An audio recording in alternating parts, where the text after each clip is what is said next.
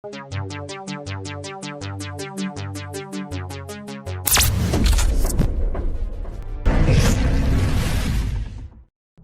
11 यह एक ऐसा मिशन था जिसके जरिए इंसान ने चांद पर पहली बार अपना कदम रखा।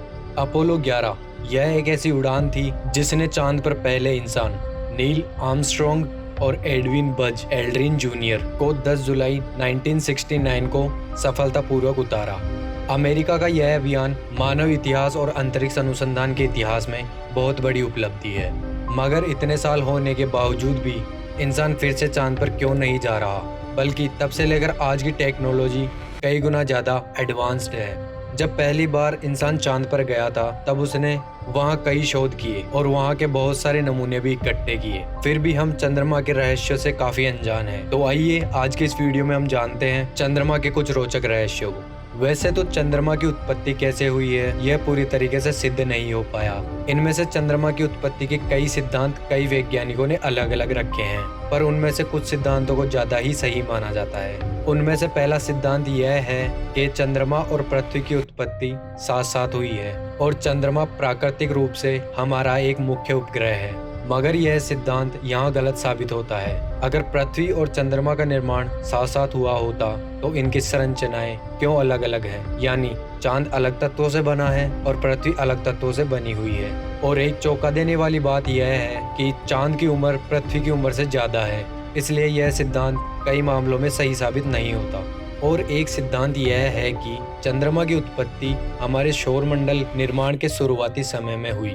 जब पृथ्वी से एक दूसरे ग्रह की टक्कर हुई तो इस भयंकर टक्कर से चांद की उत्पत्ति हुई और हमारी पृथ्वी पर एक बहुत बड़े खड्डे का निर्माण हुआ जो कि आज प्रशांत महासागर है। मगर जब वैज्ञानिकों ने चांद और प्रशांत महासागर की मिट्टी का परीक्षण किया तो उन्हें उनकी संरचनाएं अलग अलग मिली। तो इस परीक्षण से यह सिद्धांत कई मायनों में सही साबित नहीं होता, मगर इसी सिद्धांत को वैज्ञानिकों द्वारा सही माना जाता है और हमें यही पढ़ाया जाता है। कुछ वैज्ञानिकों द्वारा यह भी सिद्धांत लगाया गया है कि हमारे चंद्रमा की उत्पत्ति हमारे सौरमंडल के बाहर हुई है और कुछ प्राकृतिक कारणों की वजह से बाद में यह हमारा उपग्रह बना। इसलिए हमारी पृथ्वी और चंद्रमा की संरचनाएं काफी अलग अलग हैं। यह सिद्धांत के प्रमाण कई मायनों में सही जुड़ते हैं, पर इस थ्योरी को लेकर कई वैज्ञानिकों में कई विवाद भी हैं। कई साइंटिस्ट और थ्योरिस्ट द्वारा यह अनुमान लगाया जा रहा है कि हमारा चांद एक प्राकृतिक उपग्रह नहीं है, बल्कि एलियन द्वारा बनाया गया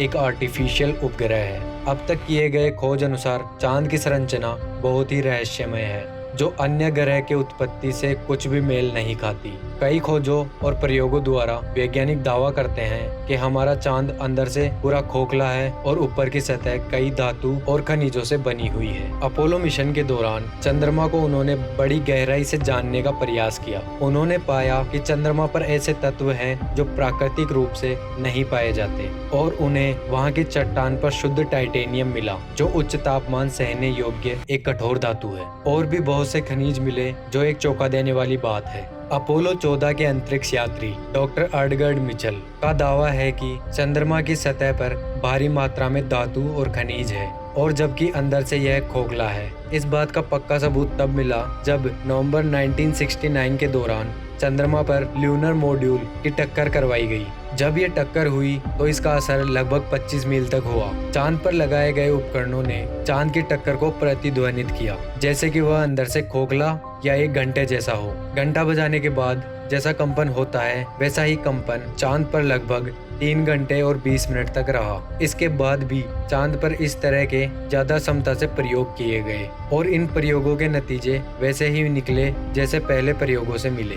इससे अनुमान लगाया जा रहा है कि चंद्रमा एक खोखले धातु के गोले की तरह है जिसकी सतह धूल से ढकी हुई है और नासा का यह मानना है कि चंद्रमा की सतह से लगभग 2 से 3 मील की गहराई तक धातु की परत है और वहाँ का तापमान दिन में 180 डिग्री और रात में 150 डिग्री तक पहुँचता है, जिसका चांद पर कोई असर नहीं होता।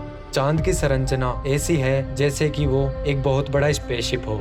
अपोलो मिशन के दौरान कई तथ्य उजागर हुए हैं, जैसे कि मून लैंडिंग के समय अनआइडेंटिफाइड फ्लाइंग ऑब्जेक्ट का देखना, और ऐसे कई रहस्य हैं जो हमसे छुपाए जा रहे हैं। चांद पृथ्वी के इर्द गिर्द घूमता है, पर हमें चांद का एक ही हिस्सा दिखाई देता है और चांद का दूसरा हिस्सा आज तक पृथ्वी से दिखाई नहीं दिया। तो गाइज उसे चांद का डार्क साइड भी कहते हैं। और माना जाता है कि चांद के डार्क साइड में एक एलियन सभ्यता बसती है और वहाँ बहुत बड़ा एलियन बेस है जो हमारी पृथ्वी पर नजर रखे हुए है। दोस्तों, कुछ बात तो है जो 1969 के बाद चांद पर आज तक कोई मिशन नहीं हुआ। माना जाता है कि चांद पर उच्च प्रग्रही वासियों का एक एलियन बेस है, जिसके डर की वजह से इतने सालों के बाद भी और चांद इतना नजदीक होने के बावजूद भी फिर से इंसान चांद पर नहीं गया। कुछ तो है चांद पर जो हमसे छुपाया जा रहा है। पर तो क्या चंद्रमा का रहस्य और चंद्रमा के निर्माण का रहस्य ही रह जाएगा, या फिर आने वाले समय में इंसान चंद्रमा पर जाकर चंद्रमा की उत्पत्ति के रहस्य को सुलझा पाएगा? जानने के लिए वीडियो को पार्ट 2 जरूर देखें। वीडियो अगर अच्छा लगा हो तो अपने दोस्तों के साथ शेयर करें, लाइक करें और चैनल को सब्सक्राइब करना ना भूलें। तो मिलते हैं नेक्स्ट वीडियो में नए फैक्ट्स के साथ। तब तक के लिए गुड बाय।